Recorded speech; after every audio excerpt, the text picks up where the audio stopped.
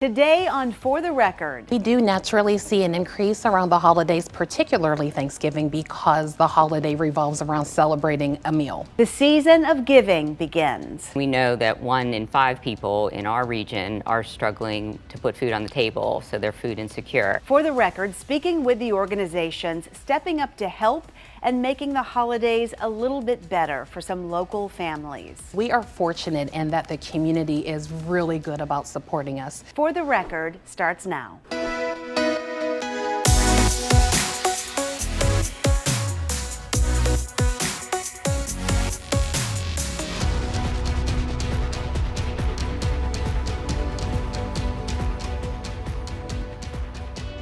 Welcome to For the Record. I'm Michelle Wright. Thanksgiving is just days away, and it's a time for not only being with our loved ones and reflecting on what we're thankful for, but also for giving back to the community around us. This week, For the Record speaks with the local organizations about how they're stepping in to help our neighbors in need. We want to begin with our Lily Coleman sit down with the Chief Program Officer from the Greater Pittsburgh Community Food Bank. I'm joined now with Charlize McKinney from the Greater Pittsburgh Community Food Bank. Thank you so much for being here. Thank you for having me. We are coming up on the holiday season, such an important time. You know, it's a time focused on giving, but then also this is a time when people may need some help. We've seen an increase in need. Can you touch a little bit about that? Sure. Last year we provided 48 million meals, which is actually 8 million more meals than we provided at the peak of the pandemic. So we're actually seeing more families who are coming to us to get assistance. I feel like that's a drastic increase. You know, for so long it was such a focus on recovering from the pandemic, but here we are so many years removed and that need is still there. Is it something we see in and around the holidays, that number increases even more? We do naturally see an increase around the holidays, particularly Thanksgiving, because the holiday revolves around celebrating a meal. So year to year, you know, for a while there were some pandemic benefits that were helping. Those have gone away? That's correct, and that coupled with inflation, families are still struggling to make ends meet. Even though people are employed, they're not making enough wages, and so they're still trying to stretch those dollars to meet all of their financial needs. So how are you guys helping? What are you doing? What programs are you offering to make a difference? We have several ways that we're helping. So through our Food Assistance Network, we're providing gift cards for our families to be able to purchase Thanksgiving meals. We also have some special distributions lined up where we're giving away turkeys at those distributions to the families who are attending. And then we're always able to connect people to additional resources through our call and resource center. You know, oftentimes around this time of year, there's an extra emphasis on giving back to the community. Can you talk a little bit about that? People can donate their time, they can donate their money. I mean, touch on both of those because both are significant contributions to you guys. They are absolutely significant contributions. We are fortunate in that the community is really good about supporting us. So you can donate your time and volunteer at our food bank facility or at one of our partner locations. You can also donate dollars. Every dollar counts. There's no donation that's too small. In fact, $1 can provide up to 3 meals for a family. So giving financially is definitely a help, but also just lending a voice. And so letting people know that we're here and available as a resource so that we can get people connected when they need us. We were talking a little bit about this off camera before, but your volunteers often try volunteering once and then they continue to come back. Just touch on that. I mean, it really is a family atmosphere. We've been there, we've spent some time, I've spent myself some time there, and it really, your volunteers enjoy what they do. They absolutely enjoy what they do, and they are amazing. We could not do what we do without our volunteers, or they play such a critical role to our work. It is a fun and family atmosphere. We get lots of regulars who come back to us. They bring more people to us, and I always say, once we pull you in, we're not going to let you go. That is certainly, I love that. I love that. Okay, so let's talk going beyond the holidays into 2025. What are you expecting to see? How can people help moving forward past the holidays? We're expecting the need to continue to increase, so we have planned to provide a little more than 49 million meals to our neighbors. So just continuing to provide that support beyond the holidays is very critical because the need is always there. It just is heightened and there's more attention paid to it around the holidays. What am I missing? What do you want to touch on? What do you hope people take away from this? Connect to us if you need help, specifically if you want to provide help. I also want to take an opportunity to acknowledge our Food Assistance Network. We at the Food Bank, we don't do it alone. We have over 1,000 partners throughout our service area that are doing such great work in the community. If someone needs help, what's the best avenue for them to reach you guys? You can go to our website, which is pittsburghfoodbank.org, or give us a call at 412-460-3663. Charlize McKinney from the Greater Pittsburgh Community Food Bank, thank you. Thank you so much. Still ahead on For the Record. Most of what we're rescuing is fresh food, which is very important to people. The new CEO of 412 Food Rescue sits down with For the Record, her goals during this holiday season. Our motto is good food belongs to people, not landfill. And what she sees for the organization moving forward. We call it DoorDash for Good. That's all just minutes away. And we want to remind you that there's a way to see recent episodes of For the Record, including last week's exclusive look at the innovative work with robotics at Carnegie Mellon University, to so much more. You can watch past episodes right now by clicking the For the Record tab at WTAE.com and on the WTAE app. We're back after this.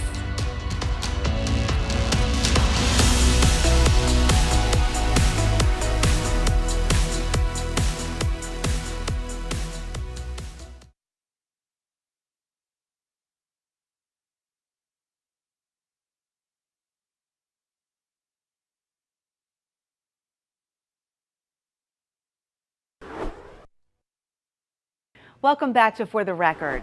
In our last segment, we spoke with the Greater Pittsburgh Community Food Bank, now another organization working to deliver food to people in need. I speak with the new CEO of 412 Food Rescue. Thank you so much for taking the time to join us.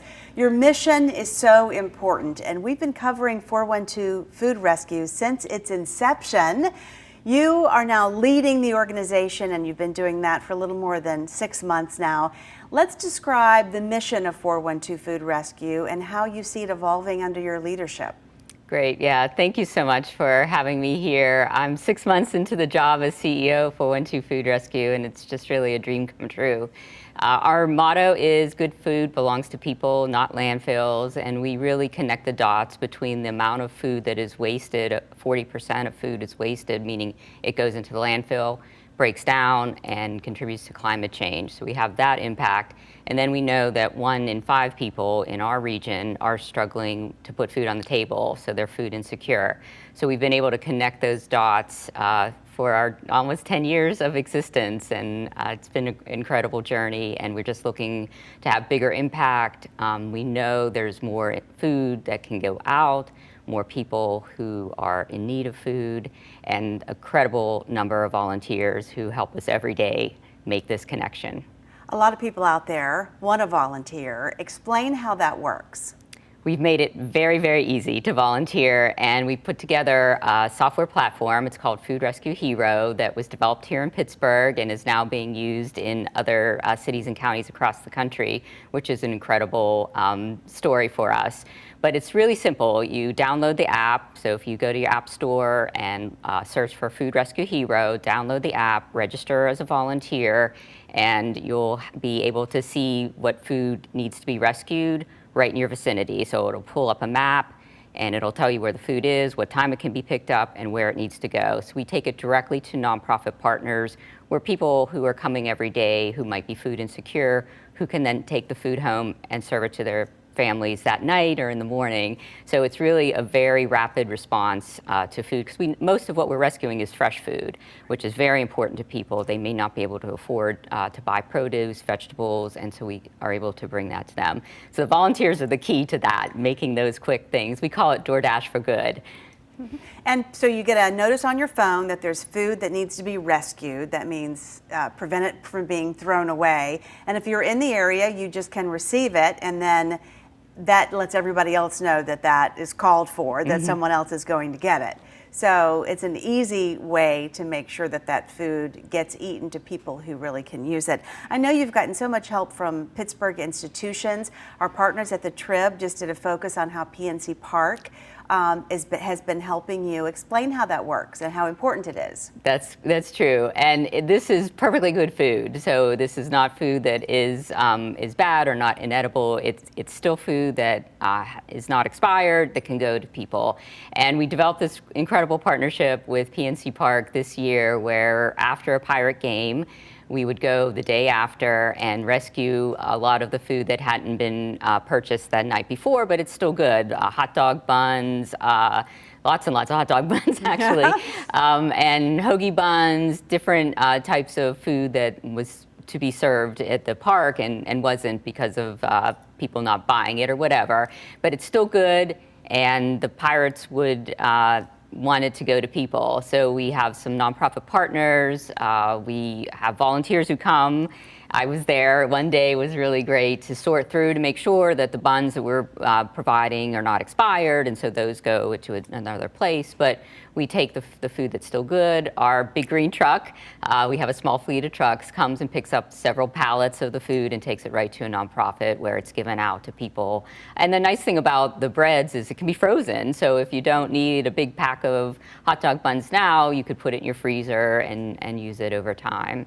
It is the holiday season now, and I know a lot of people are thinking about different ways that they can help their neighbors in need. How great is the need in this part of our state? Well, unfortunately, we are seeing a growing need. We all know that groceries cost more these days than they had in the past. And for people who may not have a lot of resources, they have tough decisions to make. So are they going to buy medicine? Are they going to pay their rent? And so oftentimes it's that food budget that they can be flexible with a little bit.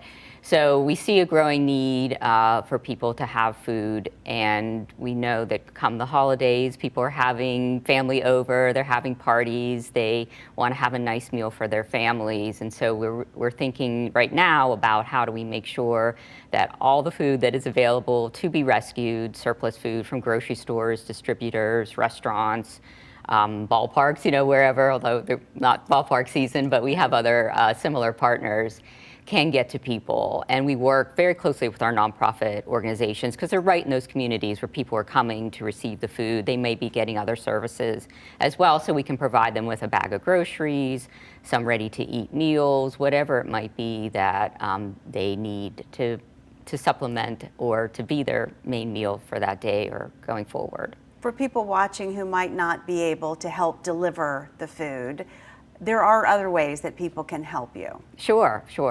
We are always accepting donations because the operations don't happen without the support of our donors and the community. We also run our Good Food Project in Millvale, which is a kitchen and bagging station. So we have individuals who come and help prep meals for people or bag groceries. So that's a nice way a family can get involved, a community group, a corporate partner might come and do that. So we have lots of ways to get involved. People can get to our website, 412foodrescue.org, and see all of the possibilities to volunteer. And we welcome other ideas that people have. We're a very innovative, flexible organization. Oftentimes, people come to us with really great ideas or a certain need that they see in their community, and we work together to provide for that. How are your situation with volunteers right now? Do you need more? Are you looking for anybody extra to come in and help work? Sure. Yep. We always need volunteers. Our operations go all through the week and into the weekend when we have rescues happening out in the community. And then our fleet of trucks is picking up also larger loads throughout the week. So we're always looking for help, especially people who on the way to baseball practice, soccer game, family event can pull up the app, see if there's food to rescue on their journey there and stop and get the food. The nice part about the Food Rescue Hero app is that it's also a personal touch. So you get to go, you might stop at a convenience store, pick up 2 or 3 bins of food, you talk to the people there, and then you take it right to a nonprofit. Senior High Rise is another place that we go, and it's just, you see the people who are going to eat the food, and they're so grateful, and the volunteers just talk about the impact that it has for them. And it just really means a lot when you can see that you're making a difference. Channel 4 did the very first story when this was just an idea. It hadn't even been built yet on your phone. So it's so exciting to see how far this has grown. And you say it's grown across the country now. It's not just happening here. Yes, yes, it's incredible. So we know that this is not just an issue in the Pittsburgh and Western Pennsylvania area, but food insecurity and food waste is happening throughout the country, throughout the world, actually. So we have been leasing our software to other food rescue organizations in this country and in Canada. We have one partner in Vancouver, and we're constantly talking to other rescue organizations, because what our app does is cuts down on the logistics that people need. It makes it so easy for people to volunteer. Nonprofits can get the food that they need. And it's a really innovative way to make an impact on this big problem. You know, we're addressing climate change, food waste, food insecurity in a really helpful and easy way for people. Yeah. You know, we all download apps all the time. Sure. So this is a really incredible way to do that. And we know that we can grow across the country. How do you see 412 Food Rescue growing in the future? Well, we're actually heading into a strategic plan as we celebrate our 10 years of existence next year, and looking at the opportunity that the organization has both around here in Allegheny and our surrounding counties, how we can work with other partners and other organizations, and then how we can expand our software platform across the country. And it's a nice way for 412 Food Rescue to operate, and there's a lot of synergy between us having the software platform, being able to experiment with it, try things out, and then use it in other regions and states. Do you have an amount, a tonnage of how much food that you've saved in the last 10 years? Yes, so we are at 32 million pounds of food rescued since we started. And this year our goal is 5 million pounds. We're about 200 pounds short of that, 200 pounds short of that. And so we're really thinking that this year we can rescue 5 million pounds of food. Last year we were at 4.4 million pounds. So every year we know there's more food to rescue, and the tighter our operations can be, the better, the more food that we can rescue. But we also look at the number of meals that's equivalent to, which is 26 million meals provided, and also the amount of CO2 that's mitigated, 62 million pounds of it. So we're measuring all of those things. Making a big difference. For sure. Thanks so much for being here and for telling us how you've grown and the exciting outlook in the future, because people are hungry and the need is great. Yes, for sure. And it's just an incredible organization. We have an amazing team of people working every day, communicating and talking to people in the community. So I'm just thrilled to be part of it, and just look forward to our amazing journey as we go. Exciting that it all started right here in Pittsburgh. Yes. The world is watching. Absolutely. Congratulations. Thank you. Thank you so much. Straight ahead on For the Record, more help during the holidays, an early look at next week's show, and the annual tradition that means so much to so many Pittsburghers.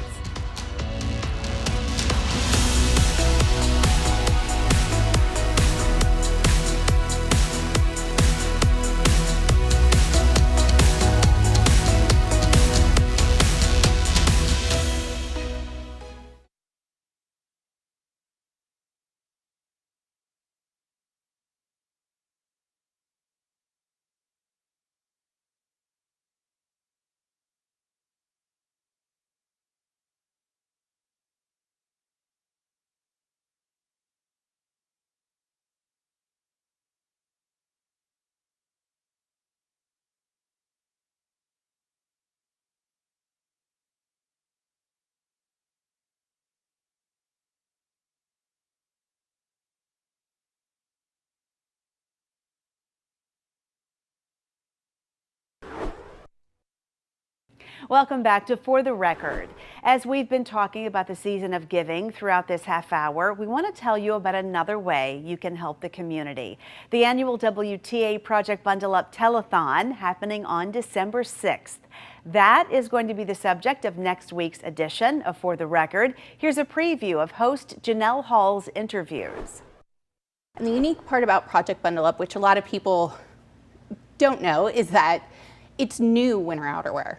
Brand new. So they have an opportunity to go to the store and pick out their new clothing on their own, or with shopping partners. during shopping trips. Speaking of, what a joy that's been. We've had the chance to shop with kids and with seniors. That's what we did this year. And it really does make such a difference. You can see their faces light up. Talk about the emotion behind that. Oh, there's so much. And there's always a different reaction on the different trips, and to see the children and the seniors come in and shop on their own. For a lot of them, it's the very first time that they're purchasing something new for themselves, or they're going to the store and picking it out. You know, there was one little girl this year who, when she was done shopping, turned to her shopping partner and said, "This was the best day of my life." So, I mean, you really can't put that into words unless you see it. It's an exciting time. We get very excited when it's time for us to play a huge part in that during our telethon. For people who aren't familiar with Bundle Up, let's talk a little bit about what it is and the impact it has in the community. Right. So, Janelle, this is such a wonderful experience for us to be serving in Pittsburgh 40 years after we had our first Bundle Up experience back in the Northeast, where we know winter clothing is really important. To be here in our final year of service in active officership, still involved with this program that makes such a difference in the lives of people. To meet a practical need, oftentimes people donate to an organization believing that their donation is going to make a difference. When you donate to Project Bundle Up, as the volunteers meet the children at the different locations, they can see the donor's money walking out the door in a shopping bag, you know, with that child or very grateful senior citizen who is taking home the intention of somebody's donation. I love Project Bundle Up for that reason.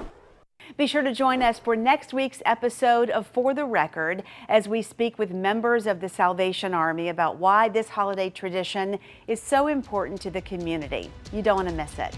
And keep it here. There's more For the Record coming up in just a matter of minutes.